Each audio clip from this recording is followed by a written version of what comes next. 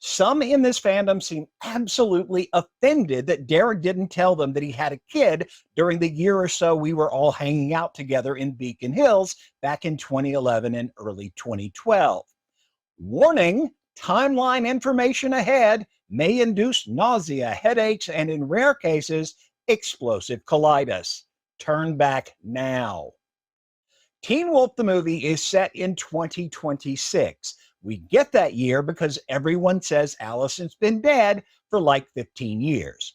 Allison died in November of 2011. We know it's November because we had Halloween just a couple of weeks before Allison died. The movie isn't set exactly 15 years later. That's not how people discuss death. They don't go all 7 years ago. Folks just aren't that formal when laying out their personal timelines because they're not all pedantic fat guys like me obsessing over a TV show. So the movie isn't exactly 15 years after November 2011, but it's in the ballpark.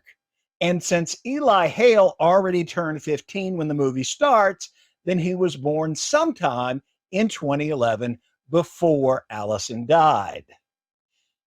In case you don't remember your health skills textbook, it takes 9 months to cook a baby, placing the deed that turned on that oven for Eli sometime in late 2010. So at this moment, when Scott first met Derek in the woods in January of 2011, Eli is cooking. Okay, enough with the baking metaphor.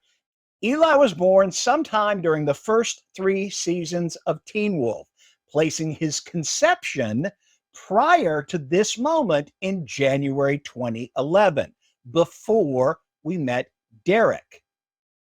We arrive at the fact that Derek and his unnamed baby mom hooked up sometime in 2010 because we have a full accounting for Derek's whereabouts from January through the end of May 2011.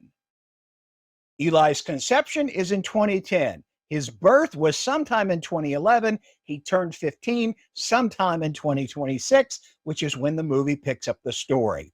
So why didn't Derek tell you about Eli? Well, we know what he was doing for almost the entire period, and it was miserable and dangerous all the time. Derek only came back to Beacon Hell because his sister was brutally murdered. He's immediately locked up due to some nosy teenagers. He's shot with a poison bullet and has to wait for Scott's date to end before he can get the cure. Then those same nosy kids get him impaled and then put him on the run for false allegations. At what point during this period of fear and death should Derek have said, "Oh, by the way, total strangers, my girl is pregnant. I'm going to be a daddy"? But then at the end of season 1, he's the alpha. Just about a month after returning to town, he's an alpha. And what happens? His life gets even more dangerous. This ungrateful whelp refuses to help him create a stable pack, and then the ones that do stick around eventually leave because he's a lousy leader. We then learn he was under threat from the moment he got the spark. Why do you think Derek was in such a hurry to build his pack? So eager to strengthen his power and his number? There's a new alpha. People take notice. Meanwhile, Eli is still cooking, or just out of the oven, newborn, while his father is off fighting a lizard man outside Jungle. Jungle, Beacon Hills' first LGBT-friendly nightclub and drag show bar.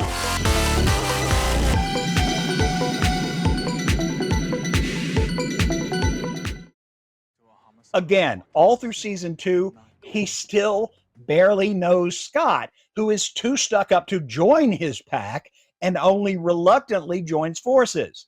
So is Derek going to drop the birth announcement on this guy, then explain that he and the mommy are registered at Baby Gap? Is he going to mention it to Peter, who he has never trusted anyway? Derek doesn't know most of these people, and the ones he does, he doesn't trust.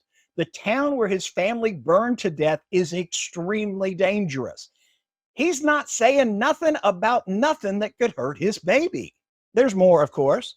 The Alpha Pack, again with the impaling and almost dying, an actual immortal trickster spirit running around, and this see you next Tuesday coming in with the Boney Bros.